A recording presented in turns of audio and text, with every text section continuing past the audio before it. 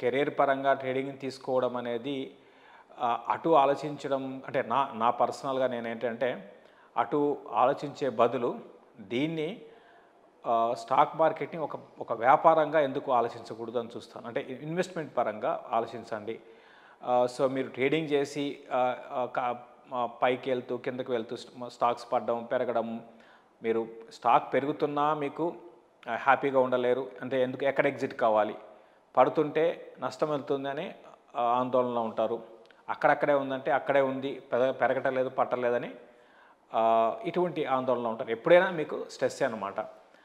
So కాబట్టి ఏంటంటే ఇవన్నీ మీరు తెలుసుకోగలిగితే మీరు అన్నట్టుగా కెరియర్గా మీరు వీటిలాంటి ఓవర్కమ్ చేయగలుగుతాను అటువంటి కాన్ఫిడెంట్ మీకు ఉండగలిగితే మీరు ఏదన్నా ట్రేడింగ్ని కెరియర్గా తీసుకోవచ్చు. బట్ నేనైతే సజెస్ట్ చేయనండి ట్రేడింగ్ని కెరియర్గా తీసుకోవడం అనేది సజెస్ట్ చేయను. దానికన్నా దీని ఒక విజన్తో ఇప్పుడు మీకు వెల్త్ క్రియేట్ చేసింది మీరు చూడండి.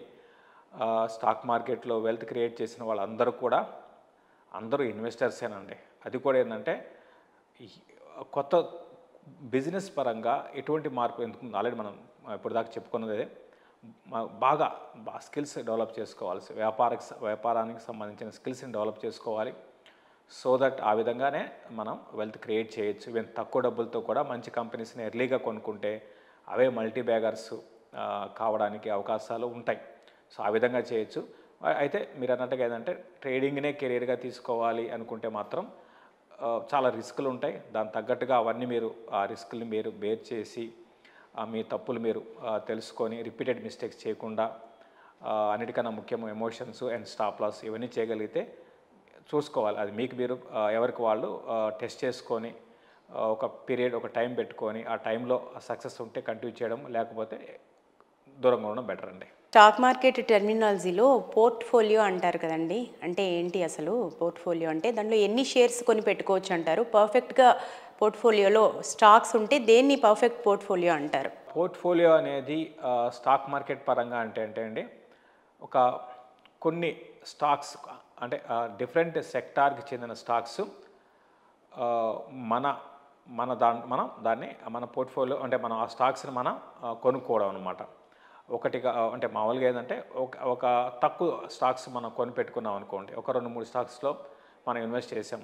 అందులో ఏదన్నా ప్రాబ్లం వచ్చి ఒక కంపెనీలో జరిగి కంపెనీ భారీగా నష్టపోతే మనం పెట్టిన డబ్బుల్లో బాగా మెజారిటీ డబ్బులు నష్టపోతాం. అందుకని ఏంటంటే నెంబర్ ఆఫ్ స్టాక్స్ కొంచెం ఎక్కువగా పెట్టుకుంటే అంటే అట్లీస్ట్ అంటే ఎగ్జాక్ట్గా పోర్ట్ఫోలియోలో ఎన్ని స్టాక్స్ ఉండాలి అనే దానికి there is no exact definition అంటూ ఏది లేదు. కాకపోతే ఏంటి అంటే అట్లీస్ట్ మనకి ఒక 25 to 30 స్టాక్స్ ఉంటే మంచిది.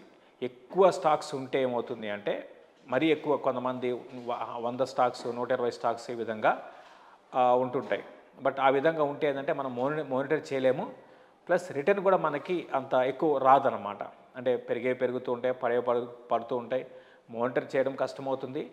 రిటర్న్ ఆన్ ఇన్వెస్ట్మెంట్ కూడా మనకి తక్కువ ఉంటుంది. అదే మనం ఒక 25 to 30 స్టాక్స్ పెట్టుకొని స్టాక్స్ కొనే ముందే బాగా హోంవర్క్ చేసి ఇన్వెస్ట్ చేస్తే ఒక 25 to 30 స్టాక్స్ ఉంటే పోర్ట్ఫోలియోలో మంచిది. ఓవరాల్గా పోర్ట్ఫోలియో అంటే ఏంటంటే ఒక ఒక డిఫరెంట్ సెక్టార్ చెందిన కంపెనీస్ని ఎక్కువ మరీ తక్కువ కాకుండా 25-30 స్టాక్స్ని మన దాంట్లో బాస్కెట్ ఆఫ్ స్టాక్స్ అంటాము. అట్లా ఉన్నదాన్ని పోర్ట్ఫోలియో అంటామండి. సో మొత్తం మీద పోర్ట్ఫోలియోని ఎట్లా మెయింటైన్ చేయొచ్చు అంటారు? ఫస్ట్ థింగ్ ఏంటంటే అండి లాంగ్ టర్మ్ ఇన్వెస్ట్మెంట్ పరంగా పోర్ట్ఫోలియోని ఎలా మేనేజ్ చేయాలి. ఫస్ట్ పాయింట్ ఏంటి అంటే స్టాక్ మన సెక్టార్కి అలొకేషన్స్ ఇచ్చుకోవాలి.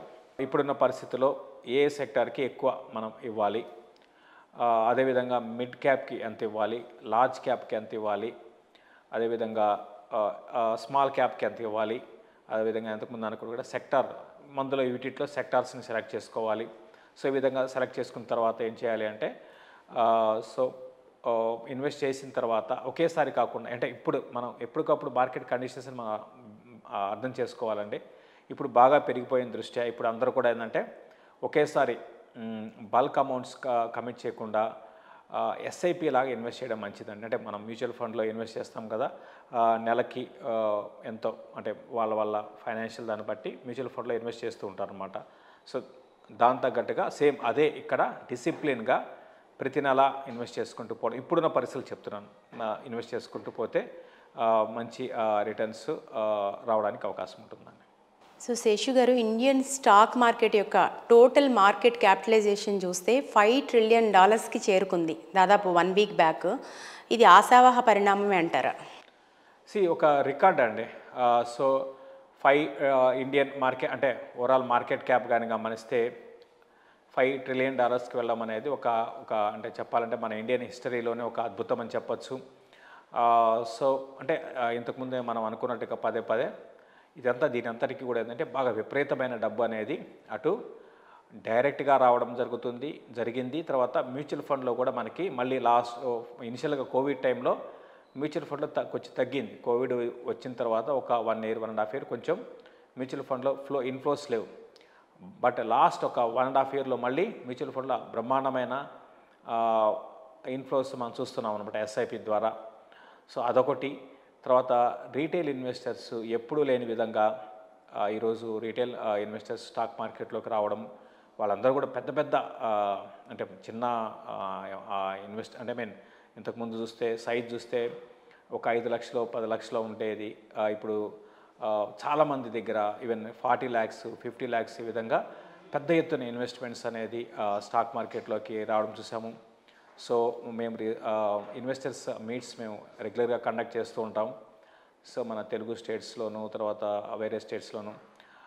ఇంతకుముందుకి ఇప్పటికి నేను చూసింది ఏంటి అంటే పోర్ట్ఫోలియో సైజ్ అనేది బాగా పెరిగిందండి. అంటే ఇంతకుముందు ఒకరు 5 లక్షలు 6 లక్షలు ఇన్వెస్ట్ ఉన్న వాళ్ళు ఈరోజు 50 లక్షలు, తర్వాత ₹1 కోటి పోర్ట్ఫోలియో ఉన్న వాళ్ళు కూడా చాలామంది, వేల మంది 6 లక్షల మంది కూడా మన ఇండియాలో ఉన్నారన్నమాట. సో కాబట్టి ఏంటంటే వీళ్ళందరూ రావడం కారణంగా ఏమైందంటే మార్కెట్ క్యాప్ అనేది దాదాపు స్టాక్ పెరిగింది అంటే మార్కెట్ క్యాప్ పెరుగుతున్నట్టు పెరుగుతుందన్నమాట.